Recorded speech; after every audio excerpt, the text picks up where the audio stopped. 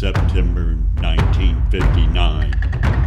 Just two men from Japan representing Honda with 1,000 motorcycles invaded the United States of America. And there, with 6 locals, conspired to sell every one of those motorcycles, taking down what at one time was the largest motorcycle manufacturer in the world.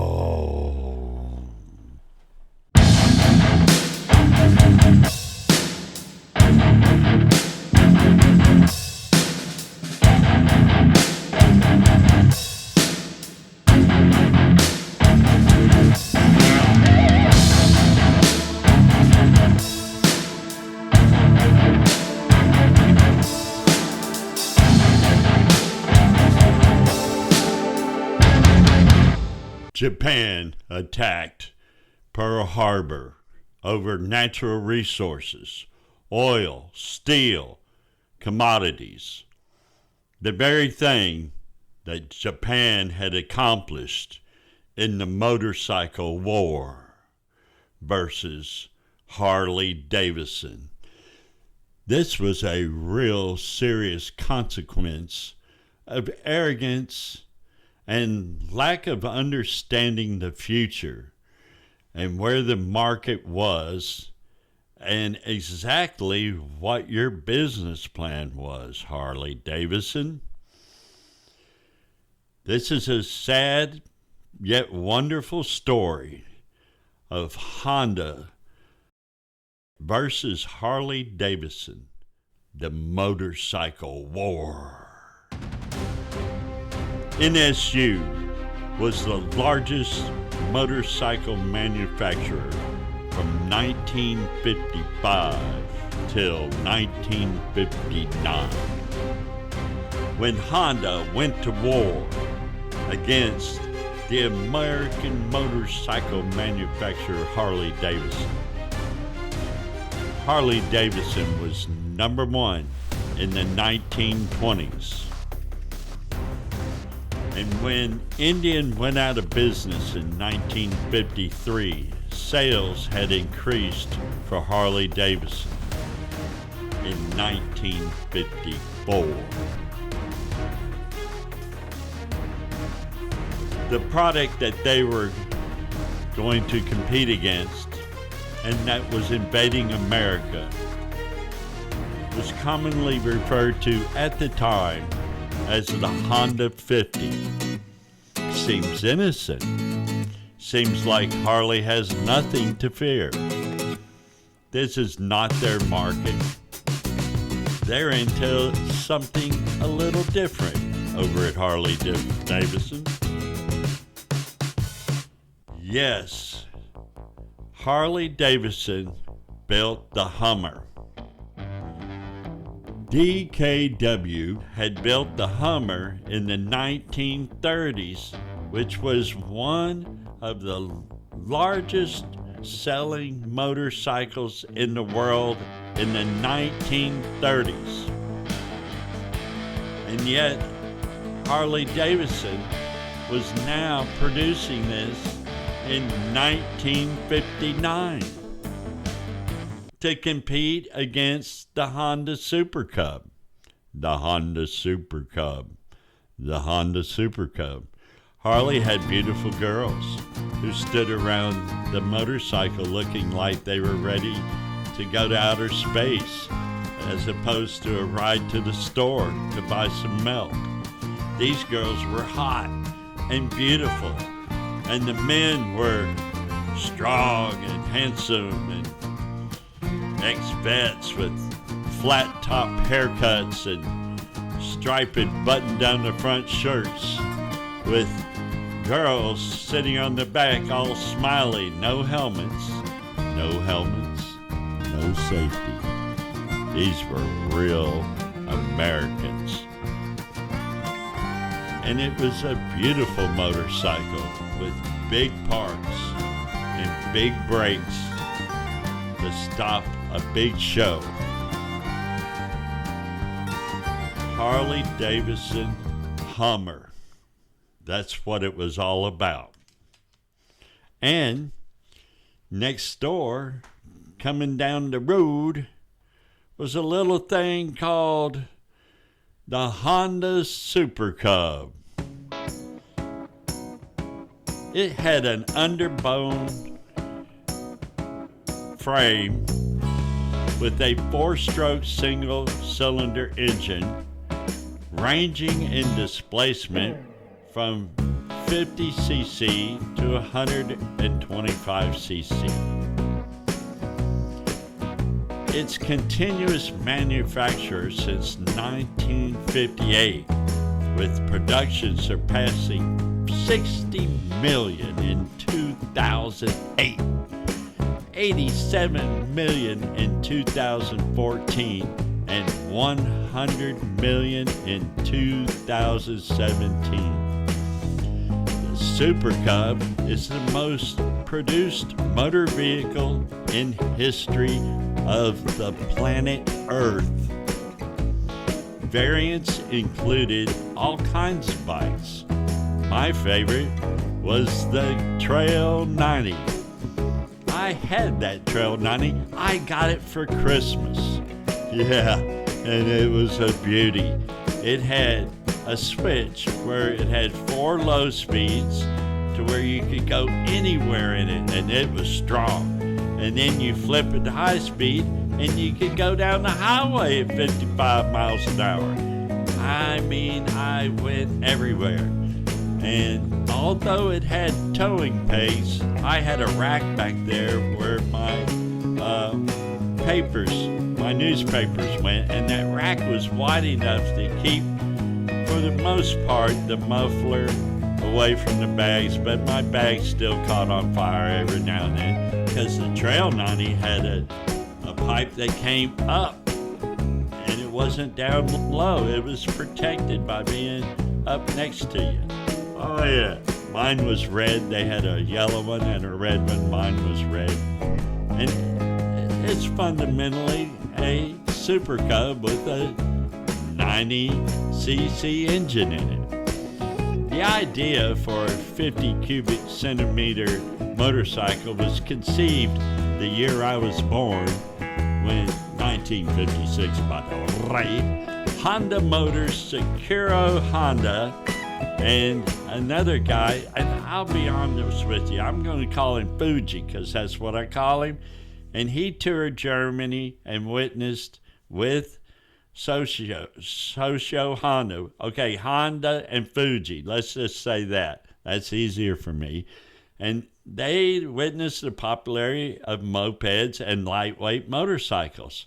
So Sakura said, let's engineer, and let's produce, let's get this thing going. And always with an eye towards winning on the racetrack.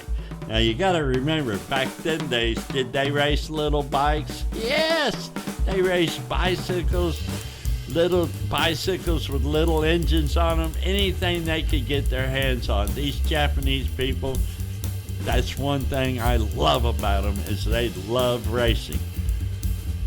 Yes, but you know, Fuji was the man of the finance and the business, and heading up sales and formulating strategies intended to dominate markets and utterly destroy Honda's motor competition. Now, who is their competition? Well, actually, their competition was not Harley Davidson. It was Suzuki. It's just Honda, Suzuki, Honda, Suzuki. Honda don't give a ring about Harley Davidson at this point. What he does care about is machining, industry, things that last longer, better ways to produce stuff. How do we get the quality, the best quality, the fastest, the highest revving? We got to do stuff nobody else does. No emissions, total efficiency. He wanted everything that you could get so he could go racing. And this other guy, Fuji, he wanted to make some money. Well, it wasn't just the Cub. I saw these bikes growing up myself. I wanted to dream, and I wanted this, and I wanted that, but I couldn't have it. They had a 350. They had all kinds of cool motorcycles.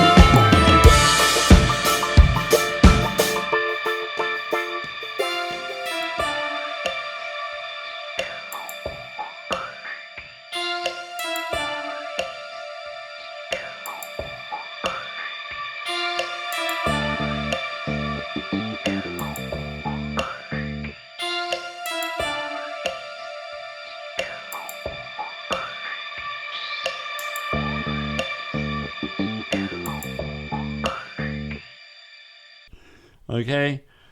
But I didn't get them. But somebody did. And you know who did? Just about everybody I could think of. And you only learn this kind of stuff right here on Interesting World Documentaries. I'm going to get real with you, folks. I probably should not be the one doing this documentary because I'm an American, a real bona fide American. And I don't care what your politics are, left, right, up, down, who cares? We can argue over what caused our success as Americans. We can say, on one hand, thank you scientists, engineers, hardworking people, support staff, the cooks, all the friendly faces that made this possible. Or we can go up there and say, thank you, God, and call it a night. I don't care. But one thing we cannot do is fail.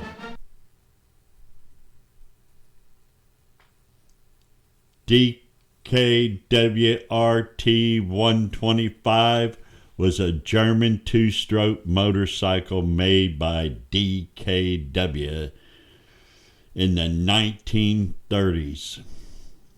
DKW licensed this motorcycle legitimately from this German manufacturer and sold the most popular version of this bike. Okay, I should say that once again. DKWRT 125. I think we made that very clear, okay? So now Harley gets this after the war and manufactures it in 1955 to 1959.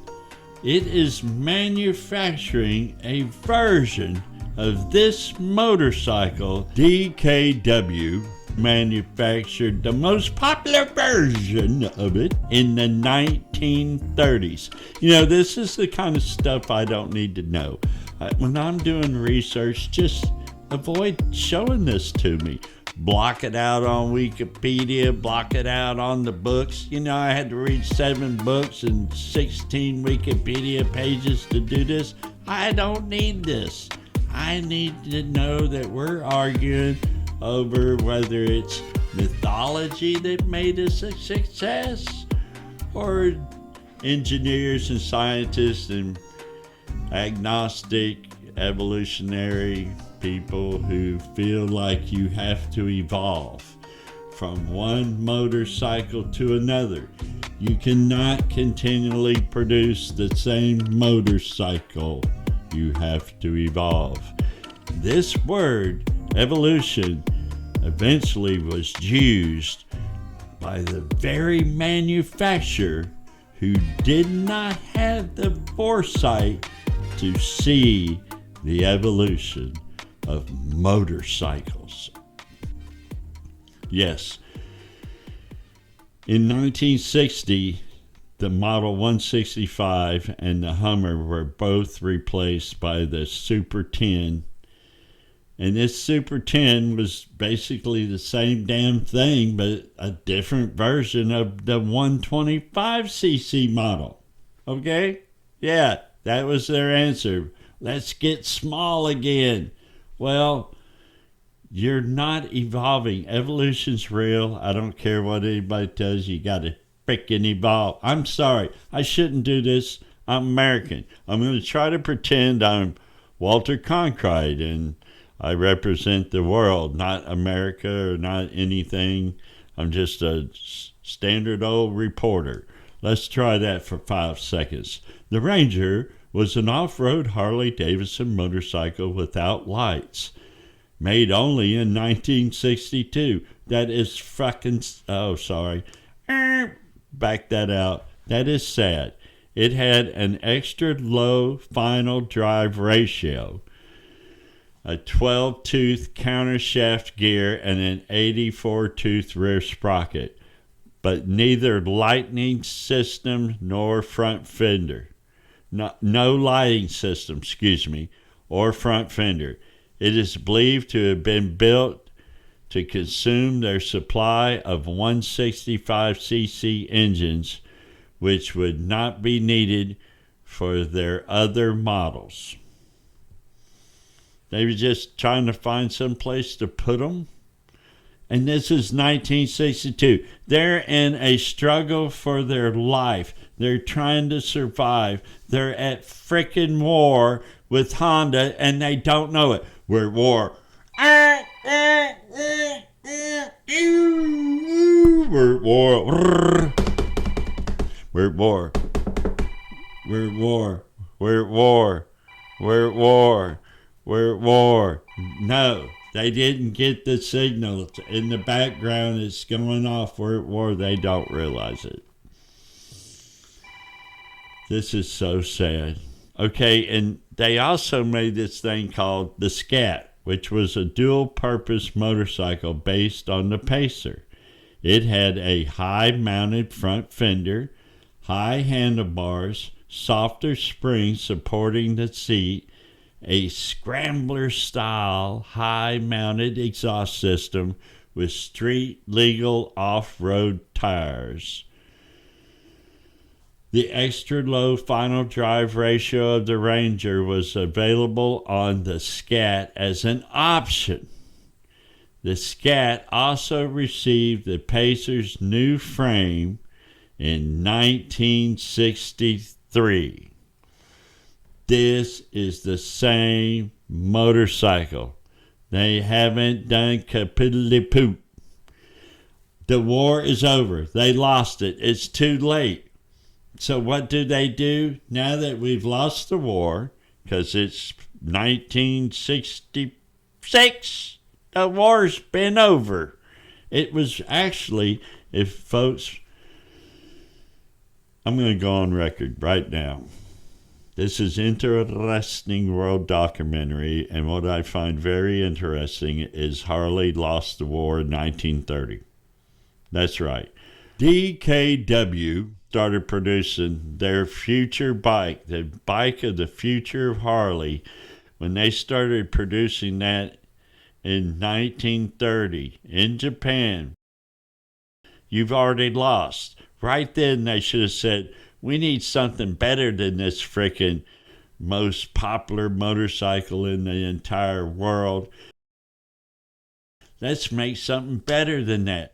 Faster than that, lighter than that, cheaper than that, cooler looking, and let's put American flags all over it. That was 1930. I find that very, very, very interesting. And you only find that here, right here at Interesting World Documentaries. The Bobcat was the last of the RT 125 based Harleys. Now you notice this is over. They decided they shouldn't make any more. Okay, it's so bad now I can laugh. Okay, I was crying, I was pissed earlier, now I'm laughing. I'm going to have to say that when I say it twice, that's because I just can't believe I'm reading this crap. It says the Bobcat was the last of the RT 125 based Harleys. Now this is a motorcycle, okay, that was made in the 1930s by a German who licensed it out. Think about how smart this is. My name is DKW and I licensed to this guy who's making kabillions of them and sending me a check. And Harley's not even in the business room writing checks or receiving money or they're not even in the game. This just hurts my feelings. I got to get over it. I got to go on with my life and accept that Honda is now the world's largest motorcycle manufacturer. Thank you.